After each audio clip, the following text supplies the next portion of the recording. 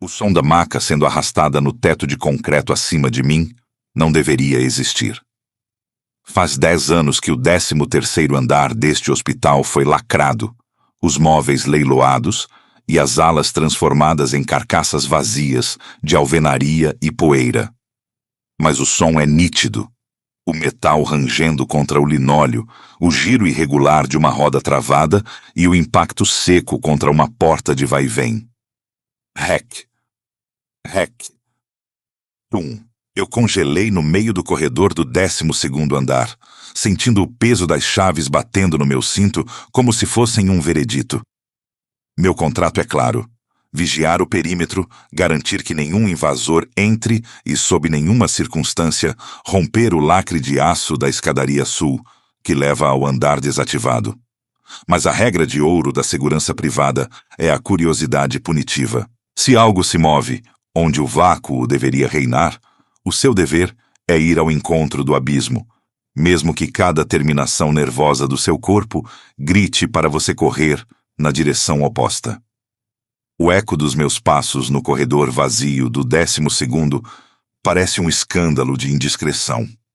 O linóleo sob minhas botas está amarelado, coberto por uma película de cera velha que reflete o feixe da minha lanterna de maneira doentia. Eu sinto o peso do alumínio da lanterna na mão direita, um objeto sólido que agora parece um graveto diante da densidade da escuridão. Eu pego o rádio no cinto, aperto o PTT. O som que sai não é a voz da central, mas uma estática rítmica, pulsante, que parece acompanhar a minha própria respiração. Shhh, shhh. No meio do ruído branco, eu ouvi um sussurro. Não era uma palavra. Era o som de alguém tentando pronunciar o meu nome através de uma garganta cheia de sangue seco. Eu soltei o botão. O silêncio que se seguiu foi pior que a estática. Eu caminhei até a porta de aço da escadaria sul. O lacre de chumbo, que deveria estar intacto, estava pendurado por um único fio, retorcido, como se algo de dentro tivesse tentado puxá-lo para o vácuo. Eu empurrei a porta. O rangido do metal ecoou pelo poço da escada, subindo como um lamento até o topo da torre. Eu comecei a subir. Cada degrau de concreto parecia absorver a luz da minha lanterna. A temperatura caía conforme eu me aproximava do 13º. O cheiro de éter e formol, que deveria ter evaporado há uma década, começou a inundar minhas narinas, trazendo um gosto metálico de hospital antigo, de dor estagnada. Eu cheguei ao patamar do andar proibido. A porta de madeira pesada tinha uma placa de acrílico rachada. Ala de isolamento. Acesso restrito. Eu encostei a mão na madeira e senti uma vibração. O som da maca recomeçou, mas agora estava logo atrás da porta. Rec. Aqui boda rec. Rec. O som parou exatamente quando eu segurei a maçaneta. O silêncio do outro lado era absoluto. Um tipo de silêncio que parece que está te observando através do buraco da fechadura. Eu girei a chave. O trinco cedeu com um estalo que pareceu um tiro dentro do poço da escada. Eu entrei. A luz da minha lanterna revelou um corredor que desafiava a lógica do abandono.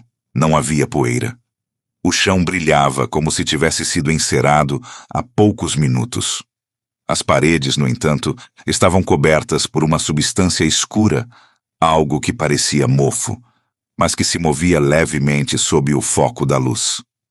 Eu apontei para o teto e vi que as lâmpadas fluorescentes, sem energia há anos, emitiam um brilho pálido, uma fluorescência fantasmagórica que não iluminava o ambiente, apenas marcava os pontos de luz no vácuo. No meio do corredor, lá estava ela, uma maca de metal cromado, antiga, com tiras de contenção de couro balançando suavemente no ar estagnado. Ela estava vazia, mas o lençol sobre ela estava amarrotado, mantendo a forma de um corpo que acabara de se levantar. Meu rádio deu um estalo violento. Desta vez, a voz era clara. Vigilante. Código 7 no quarto 313. O paciente está agitado. Eu não respondi. Não havia central. Não havia paciente. Eu estava sozinho num hospital morto. Mas as luzes de emergência do corredor, aquelas pequenas lâmpadas vermelhas sobre as portas dos quartos, começaram a acender uma por uma. Elas piscavam em uma sequência frenética, como um código Morse de agonia. Eu caminhei em direção ao quarto 313. Meus passos não faziam som no linóleo. Era como se eu estivesse perdendo a minha densidade física, tornando-me parte daquela atmosfera saturada de morte. Eu parei diante da porta do quarto. O visor de vidro estava embaçado por dentro, com o vapor de uma respiração humana. Eu limpei o vidro com a luva. Lá dentro, na penumbra, eu vi uma figura sentada na beira da cama de ferro. Estava de costas para mim, vestindo uma bata de hospital cinzenta, as mãos apoiadas nos joelhos. Os ombros da figura subiam e desciam num ritmo lento. Eu bati no vidro. "Quem está aí? Identifique-se!" A figura não se mexeu, mas o som da maca recomeçou no corredor atrás de mim. Eu virei bruscamente. A maca, que antes estava a 10 metros de distância, agora estava parada a centímetros de mim. As tiras de couro estavam esticadas, como se mãos invisíveis as estivessem segurando. O rádio no meu cinto começou a transmitir o som de um monitor cardíaco.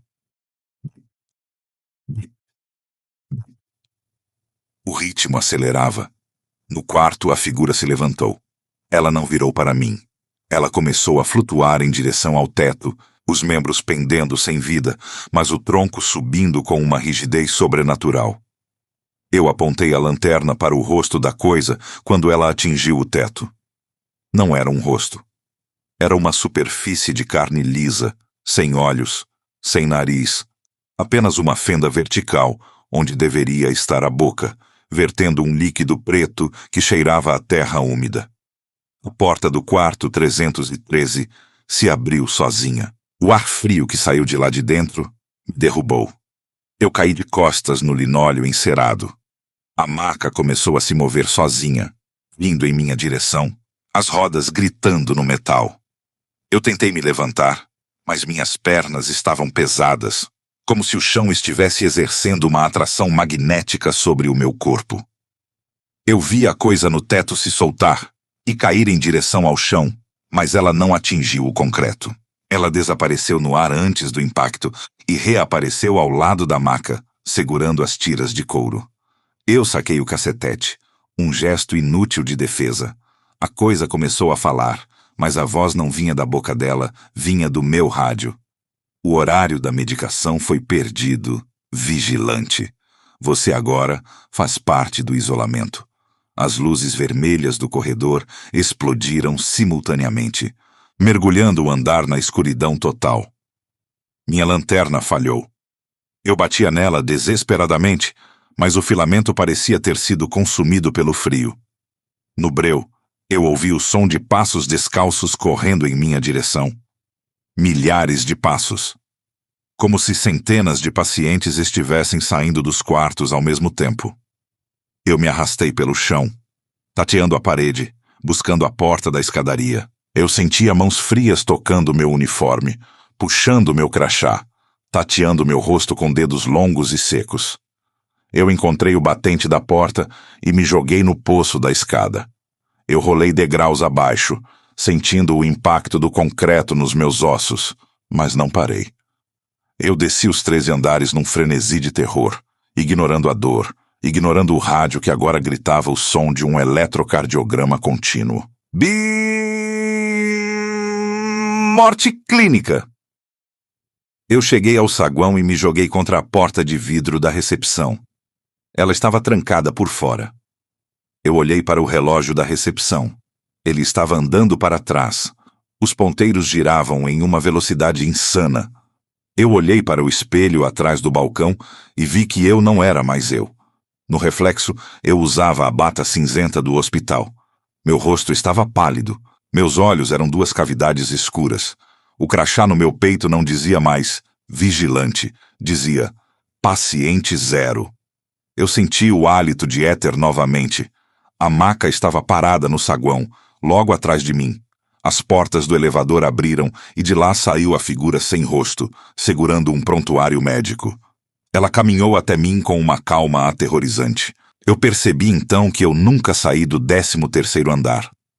A queda na escada, o saguão, a tentativa de fuga. Tudo era uma alucinação provocada pelo ambiente. Eu ainda estava no corredor encerado, deitado diante da maca. A figura me pegou pelos braços e me içou para cima do metal frio da maca.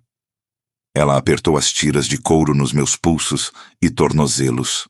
Eu não conseguia lutar. Minha vontade tinha sido drenada pelo zumbido das lâmpadas inexistentes. Eu fui empurrado pelo corredor, ouvindo o som rítmico da roda travada. Hack! Hack! Hack! Nós paramos diante do quarto 313. A porta se fechou atrás de nós. No dia seguinte, o novo vigilante chegou para o turno. Ele encontrou o lacre da escadaria sul intacto. Ele assinou o livro de ocorrências, observando que o rádio do turno anterior estava caído no saguão, emitindo apenas um chiado leve. Ele olhou para o painel de monitoramento e viu que todas as luzes do 13º andar estavam apagadas. Ele ajustou o crachá, sentiu o peso da lanterna e começou sua ronda. Ele não sabia que acima dele, no andar que não existe no mapa, um novo paciente estava sendo preparado para a ronda eterna. Ele não ouviu o som da maca sendo arrastada. Ainda.